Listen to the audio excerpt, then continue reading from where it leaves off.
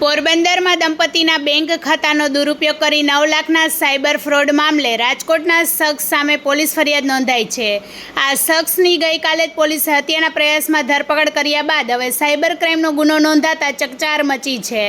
પોરબંદરના cyber crime police મથકમાં ASI તરીકે ફરજ બજાવતા દિવ્યેશ કુમાર પટેલે નોંધાવેલ પોલીસ ફરિયાદ મુજબ તેઓની ઓપરેશન મ્યુઅલ હન્ટ અંતર્ગત તપાસ દરમિયાન એક દંપતીના બેંક ખાતાઓનો દુરુપયોગ કરી દેશના અલગ અલગ રાજ્યોના નાગરિકો સાથે 9 લાખનો સાયબર ફ્રોડ આચરવામાં આવ્યો હોવાનું સામે આવ્યું હતું, જેમાં માધવપુરના નીતાબેન નાથાભાઈ વાજા અને મોઢવાડા ગામના વિશાલ દેવાભાઈ પાંડવદ્રા નામના દંપતીના જાણીતા રાજકોટ રહેતા રવિરાજ ધીરુભાઈ રાઠોડે આ દંપતી પાસેથી ધંધાના બહાને બદદાનતથી કુલ 3 બેંક ખાતાઓ મેળવી લીધા હતા અને બેંક ખાતાઓનો મ્યુઅલ એકાઉન્ટ તરીકે ઉપયોગ કરી અલગ અલગ રાજ્યોના લોકો સાથે થયેલ સાયબર ચીટિંગના ફ્રોડની 9 લાખની રકમ આ ખાતાઓમાં જમા કરાવી હતી। ત્યારબાદ રવિરાજે આ નાણાં એટીએમ અને ચેક વિથડ્રોલ જેવા માધ્યમથી ઉપાડીને સગેવગે કરી પોતાનો અંગત ફાયદો મેળવ્યો હતો। આરોપી દ્વારા જે 3 બેંક એકાઉન્ટ્સનો ઉપયોગ કરવામાં આવ્યો હતો તેના પર ભારત સરકારના એનસીસીઆરપી પોર્ટલના માધ્યમથી રાજસ્થાન, મહારાષ્ટ્ર, પશ્ચિમ બંગાળ, તેલંગાણા, આંધ્રપ્રદેશ, ઉત્તર પ્રદેશ સહિતના રાજ્યોમાંથી કુલ 7 સાયબર ફ્રોડની ફરિયાદો નોંધાઈ ચૂકી છે।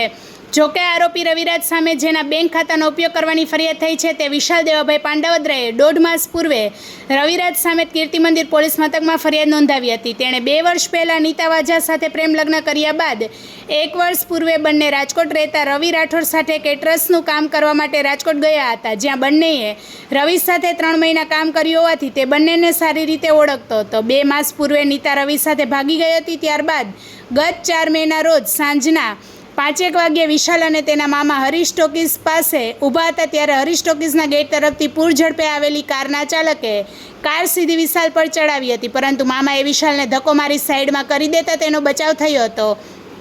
ત્યારબાદ તેણે જોયું તો તે કાર ચાલક પત્ની જેની સાથે તે ભાગી ગઈ હતી તે રવિ હતો, જેથી તે રવિ સામે ફરિયાદ નોંધાવી હતી, જે મામલે ગઈકાલે કીર્તિ મંદિર પોલીસે રવિની ધરપકડ કરી। ત્યારબાદ હવે તેની સામે સાયબર ક્રાઇમ હેઠળ ગુનો નોંધાયો છે।